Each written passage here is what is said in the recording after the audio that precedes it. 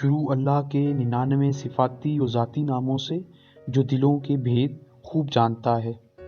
الفاظ: ہر خیال اپنے مخصوص پیرہن میں آتا ہے، یہ پیرہن الفاظ سے بنتا ہے۔ خیال نازل فرمانے والے نے الفاظ نازل فرمائے ہیں۔ الفاظ ہی کے دم سے انسان کو جانوروں سے زیادہ ممتاز بنایا گیا۔ انسان اشرف ہے اس لیے کہ وہ ناطق ہے۔ انسان کو بیان کی دولت سے نوازا گیا اور بیان الفاظ کی ترتیب کا نام ہے۔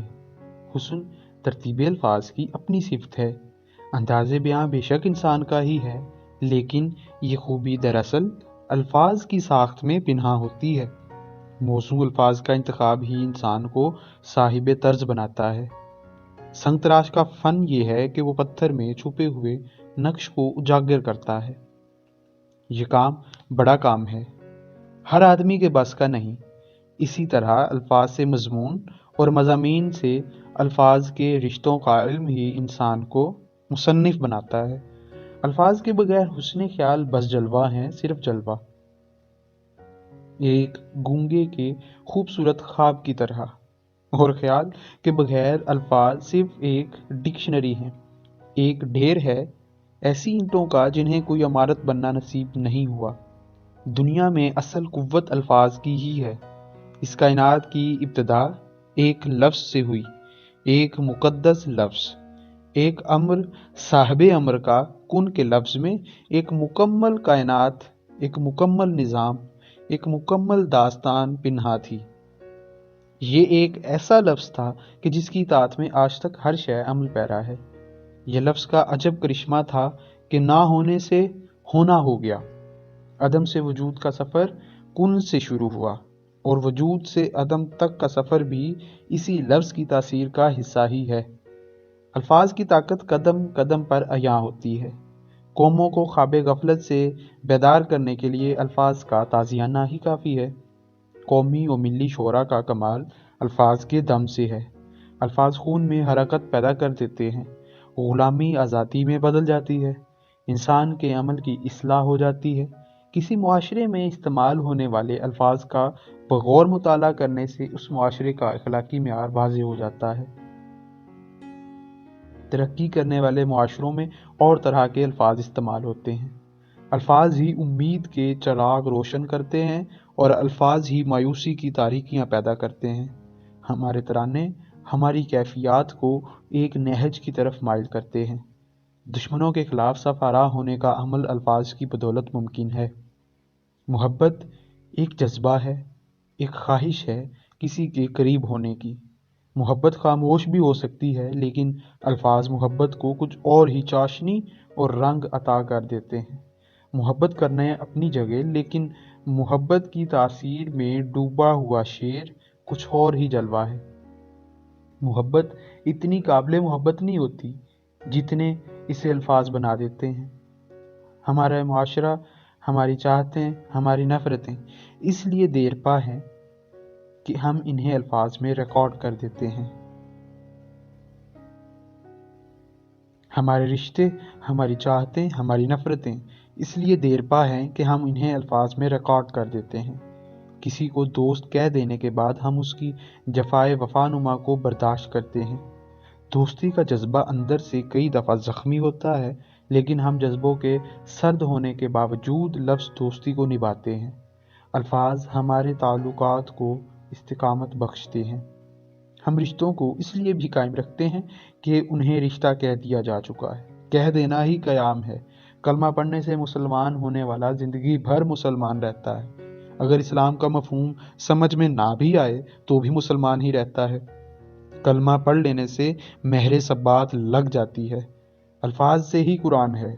خدا کے مقدس الفاظ بندوں کے نام، روح القدس کا لایا ہوا پیغام پیغمبر صلی اللہ علیہ وآلہ وسلم کے ذریعے سے تمام بنی آدم کے لیے۔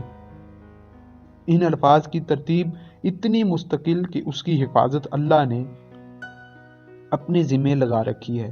زیر زبر نقطہ تک نہیں تبدیل کیا جا سکتا۔ قرآن کے الفاظ قرآن کے علاوہ استعمال ہوں تو قرآن نہیں، الفاظ خدا کے ہوں تو قرآن ہے۔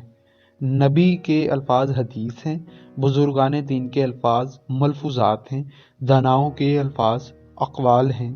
جتنی مقدس زبان سے ادا ہوں گے اتنے ہی الفاظ مقدس ہوں گے، اتنے ہی مؤثر ہوں گے۔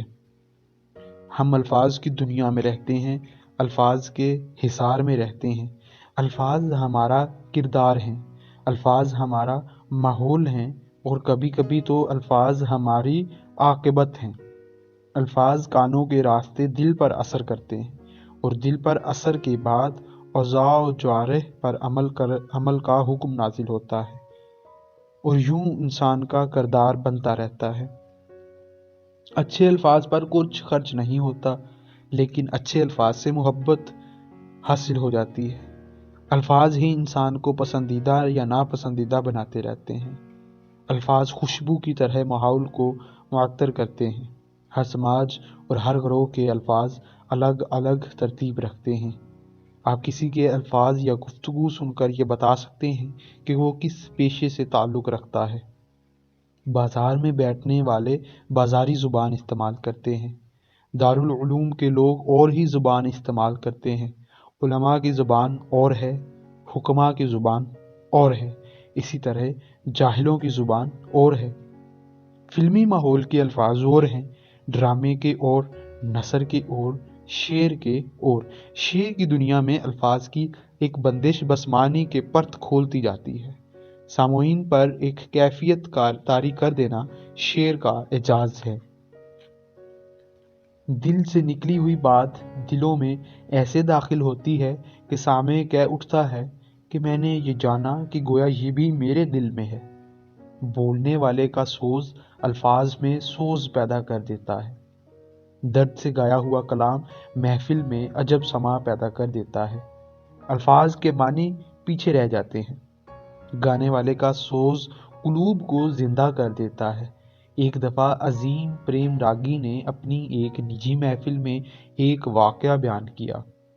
کہنے لگے کہ ایک رات ایک محفل میں انہوں نے بہت گایا، دیر تک محفل بپا رہی، سامعین محظوظ ہوئے، بہت خون برسا، لیکن رنگ نہ برسا، بس اندر ہی اندر وہ کچھ پریشان ہوئے۔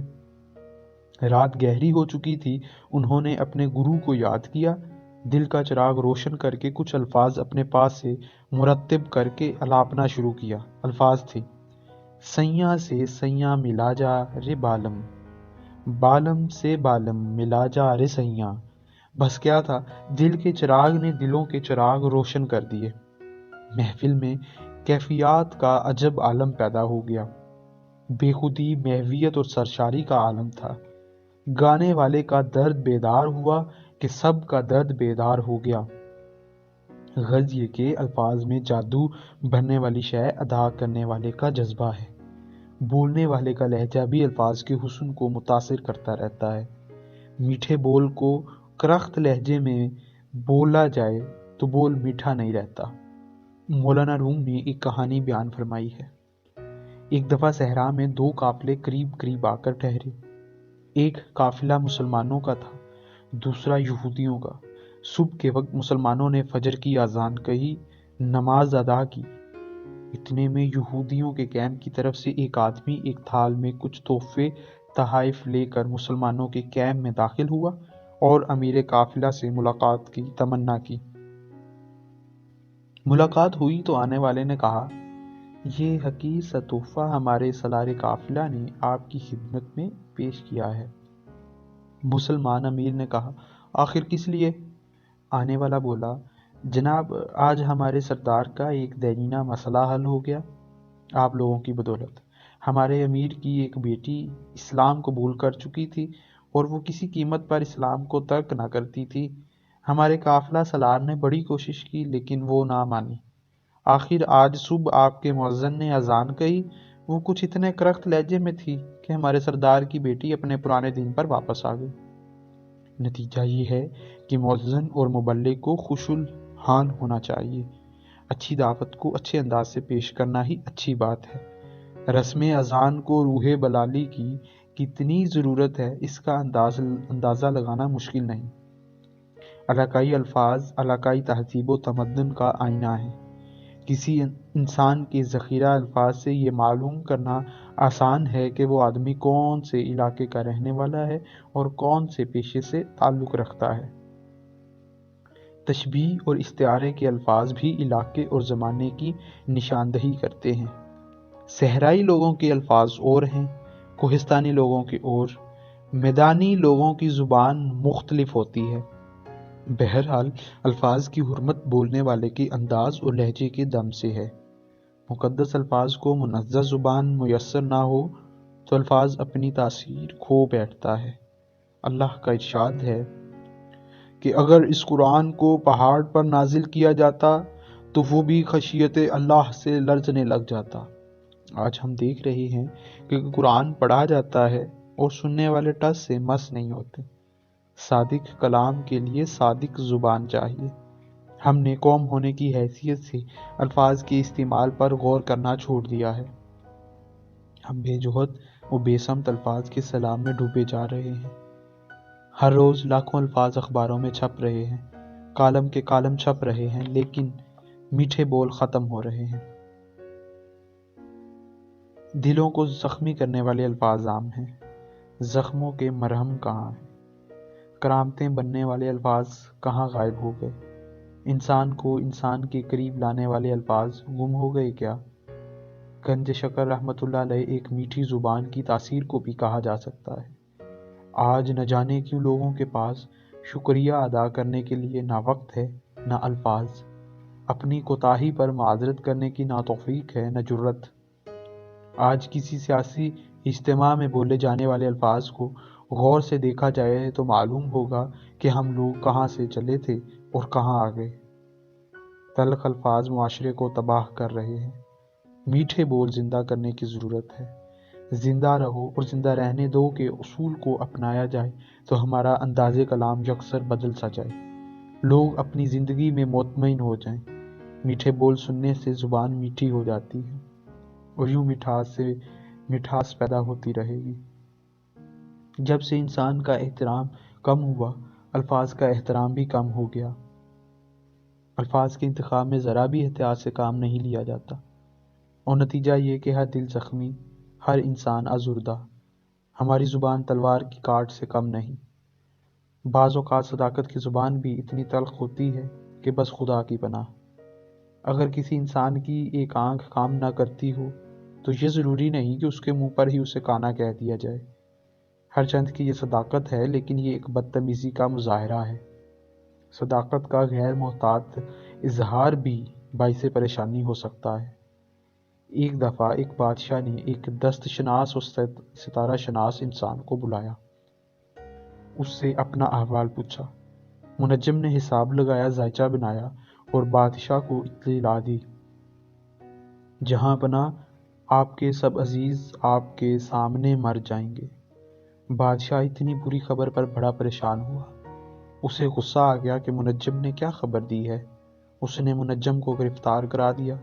سلطان نے منادی کرا دی کہ اگر کوئی اور منجم بادشاہ کے لیے حساب لگا سکتا ہو۔ ایک آدمی حاضر ہوا، اس نے ذائچہ بنایا، حساب لگایا اور کہا، جہاں پناہ آپ کی عمر طویل ہے، آپ اپنے سب عزیزوں سے زیادہ عمر پائیں گے۔ بادشاہ خوش ہو گیا، بولا، مانگ، کیا مانگتا ہے؟ منجم نے کہا، جہاں پناہ بس میرے استاد کو رہا کر دیں۔ سلطان نے وضاحت چاہی تو منجم نے کہا، گرفتار منجم میرا استاد ہے، اس نے بھی وہی کچھ بتایا جو میں نے بتایا، لیکن وہ الفاظ کے انتخاب میں محتاط نہ ہو سکا۔ آپ عزیزوں سے زیادہ عمر پائیں یا آپ کے عزیز آپ سے پہلے مر جائیں، بات ایک ہی ہے لیکن ادائیگی مختلف ہے، اور یہی چیز اہم ہے کہ ہم الفاظ کو کس طرح استعمال کرتے ہیں۔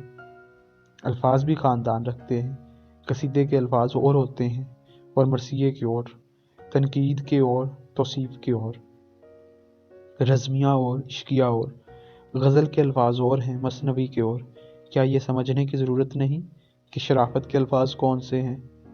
بد مزاج ہونا اتنا خطرناک نہیں جتنا بدتمیز ہو جانا، کیونکہ بدتمیز آدمی الفاظ کے غلط استعمال کا مجرم بھی ہے۔ الفاظ کے صحیح استعمال کی توفیق نعمت ہے، یہ نعمت بھی کم انسانوں کو ہی نصیب ہوتی ہے۔ الفاظ سے ماحول کو خوشگوار بنانے کا کام لیا جائے تو بڑی بات ہے۔ خالی الفاظ نکلنے اور الفاظ اگلنے سے کوئی مسئلہ حل نہیں ہوتا۔ الفاظ سے ماحول روشن کیا جائے، الفاظ سے دلوں کو خوش کیا جائے، الفاظ سے تعمیر ملت کے عظیم کام میں شامل ہونے کے لیے لوگوں کو آمادہ کیا جائے۔ الفاظ حقیقت ہے، الفاظ امانت ہیں، الفاظ دولت ہیں، الفاظ طاقت ہیں۔ انہیں ضائع نہ کیا جائے، انہیں رائگاں نہ ہونے دیا جائے۔ آپ کی سماعتوں کا شکریہ۔